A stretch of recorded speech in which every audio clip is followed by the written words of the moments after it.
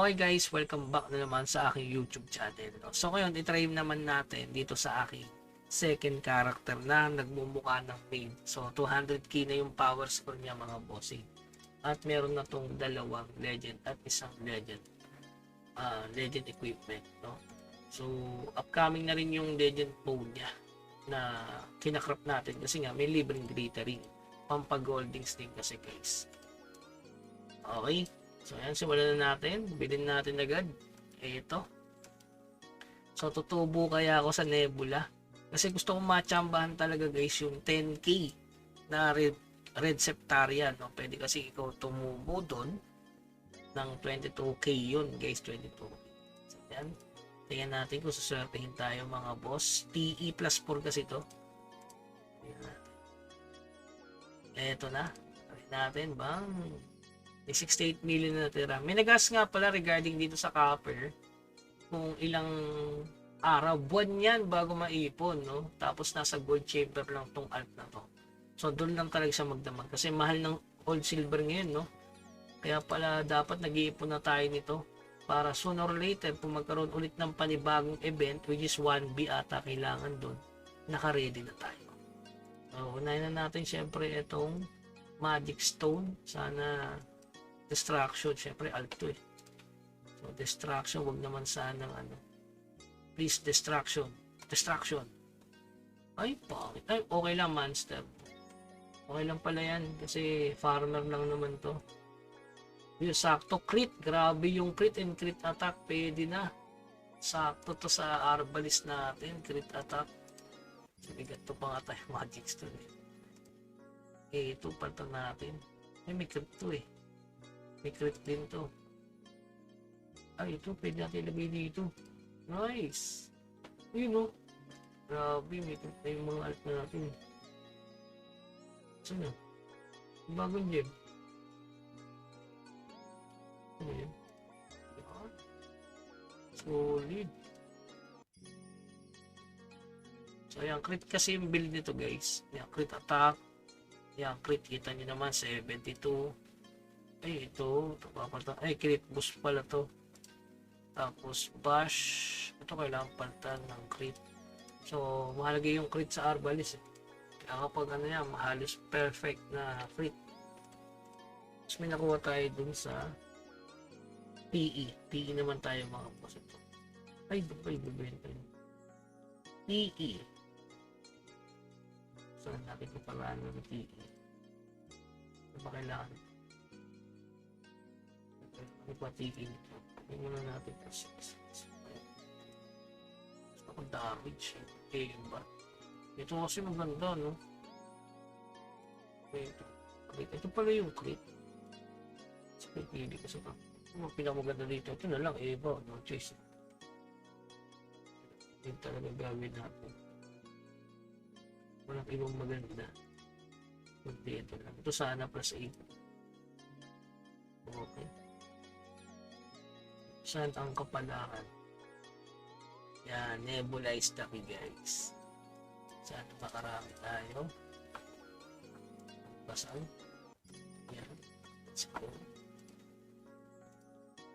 Uy! Walang nebulag. Walang limbula. Uy, yan. Nebula. Puro nebula mo lang. Yun, wala. Oh, grabe, malas. Walang nebula. Yun, isa pa. Uy, nep-ups. Uy.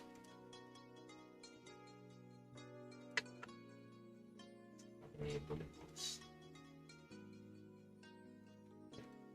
Naku, nep-ups lahat. Plus 6. Yun, plus 6. Nice one. Uy, nebula 3. Uy, nebula 3 ulit. Uy, walang nebula. Yun, 3 nebula. Okay na guys. Makapag plus 6 na. Dagdagan tayo stats.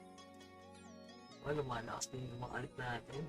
So, try natin yung libreng PE. So, ito gusto ko talaga ma-plus 7 eh. So, ulit dito pag plus 8.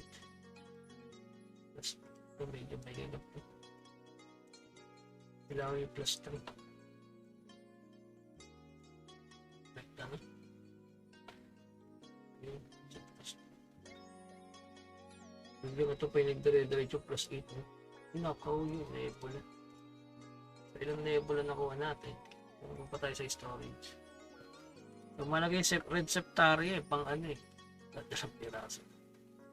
May nebula ka pang nakatabi. Wala. Yun, 3. Nice. So, check natin guys kung makakailang red septaria tayo. So, ganun ulit. Slate pit. Rider. Point. Okay, teka lang. Cancel.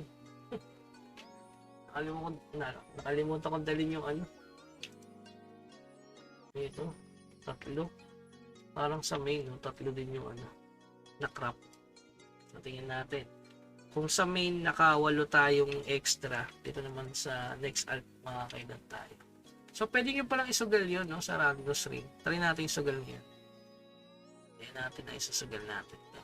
So, since mura naman kasi yung ano, extra ngayon, 11 pesos lang. Hindi siya worth it i-cash out pa. Kasi napakamura.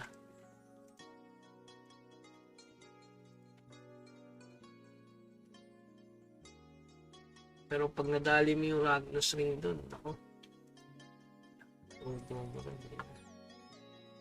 Septaria mga boss. Okay. Ito, 10k guys. Oh. 22k yan pag yun ang nakuha mo. Kahit yung ano lang. Ang pinaka-solid. Ito to, 1,000 lang. Oh. Pwede na sa akin yun. 1,000. 1,000. 1,000 piras. Oy! Uy, 25. Pwede na. Pwede na 25. 25 na bibis. Ano bibis kaya nito? Uy! So, gano'n ba natin? Kuha 40. 8 lang din eh. Yung sa main ko, 8. Dito, 8 din. Okay. So, yan. Ganun lang din, guys. No? So, solid bilhin yan, lalo na sa mga alt. Kung may time ka na mag-farm lang naman yan sa MS eh. MS6 is the best.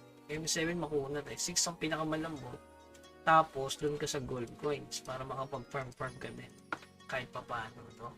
So, mahalaga din yung copper na yan para soon, kapag nilabas nila yung kailangan ulit ng 1B, ready ka na. So, maganda rin siyang pang-hoarding yung old silver kasi ibenta mo siya ngayon. Diba? 0.3 kasi yung old silver ngayon. Diba, nag-0.3, 0.2. Huwag mo muna ibenta. Antayin mo ulit yung ganitong event. Kasi parang lagi palagian eh, no? Napapansin ko eh. Una, 300. 1B. So, prepare na tayo ng copper always. Okay? So, yung regarding sa Takori event, guys, after yan ng sa tingin ko boosting server. So, malapit na mag-end yung boosting server to, ano na lang, yung isa lang, 3 weeks na lang. Tapos na yung boosting. May extend ba siya? Wala pang announcement. Tapos, bakit walang Takori event nga pala? Sagutin natin, guys. Ganito yan eh. Di ba boosting server, pwede kang mag-combine doon. So, umpisa pa lang. Tapos, magiging golden yung Takori.